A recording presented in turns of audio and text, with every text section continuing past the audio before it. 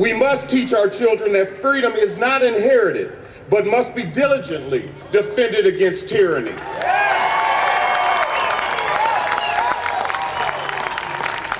On my show, I've had guests like David Capellian, Patrice Lewis, Dr. Jerome Corsi, and Dale Robertson, who some of you might have heard of. I am not concerned with political madness, political correctness, moral relativism, multiculturalism. Understanding the truth in a matter is a priority for me. Recognizing the fallen nature of man and accepting the fact that without repentance as individuals and collectively as a nation, we will continue to be plagued by unscrupulous and evil men and women who will financially enslave us. Last year's rally inspired me to write this essay I'm about to share with you. It came from my perspective as a person of color, and it's called A Black Man That Is Pissed Off.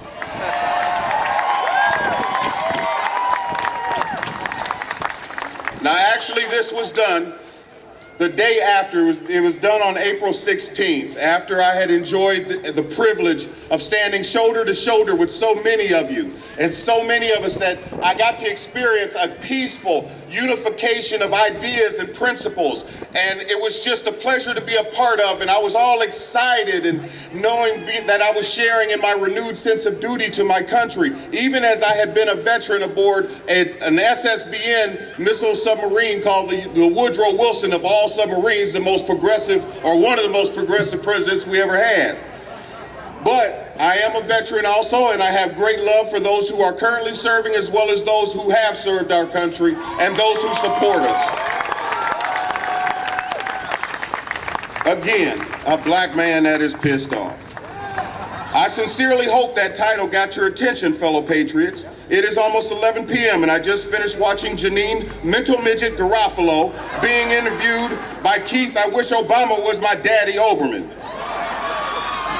I never watched MSNBC, and now I know why. She just called all my white brothers and sisters that stood with me in Lansing, Michigan, Klan members. I am not joking. If I could have, I would have ripped her head from her shoulders. One out of many good things that came from our protests is that curious, independent, it unmasked the true nature of our nation's mainstream media. If there are any curious independents out there, I hope you have paid attention to the malicious, biased reporting of our propaganda press. It is extremely disturbing that just because I chose to exercise my constitutional right to assemble peacefully and protest, I may now be on a terrorist watch list. This madness is why I stood side by side with many of you yesterday. It isn't bad enough that I'm probably on a DHS hit list. That doesn't bother me. I served aboard a ballistic missile submarine in my younger days, so dying for my countrymen doesn't faze me. What does piss me off is being called a potential terrorist when Abdul and Muhammad are running around in cells planning to blow up our country.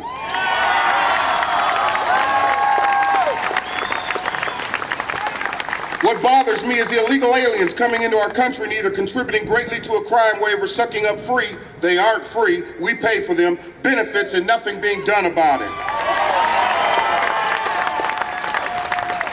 I'm pissed that so many of my minority brothers and sisters choose to follow the likes of Louis Farrakhan, Jesse Jackson, Al Sharpton, instead of people like Thomas Sowell, Michael Massey, and those conservatives that speak of true values in this country. I'm pissed that so many of my black and Hispanic brothers and sisters are so apathetic or ignorant to the facts, choosing instead to drift in a bliss of a false messiah who isn't even eligible to hold the office he has usurped. I am not a coward, as our Attorney General called us Americans, because we don't constantly dwell on race divisions and engage in arguments that have no end. I am not arrogant, as our, I hesitate to say, president refers to us.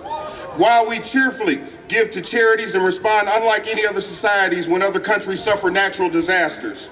Yes, we have problems between the races at times, but as yesterday's event showed, our battles aren't between races. It is between ideologies, conservatives versus leftards.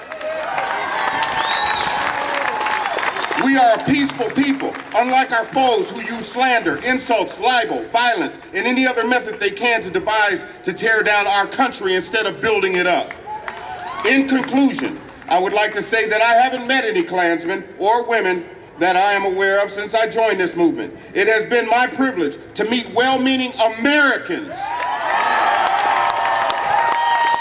who love this country like I do. Please don't let the energy of today dissipate.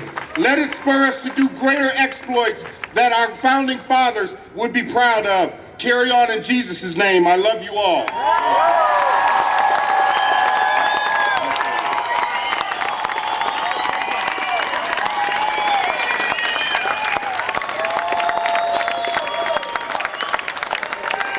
I forgot to mention that I am a radio host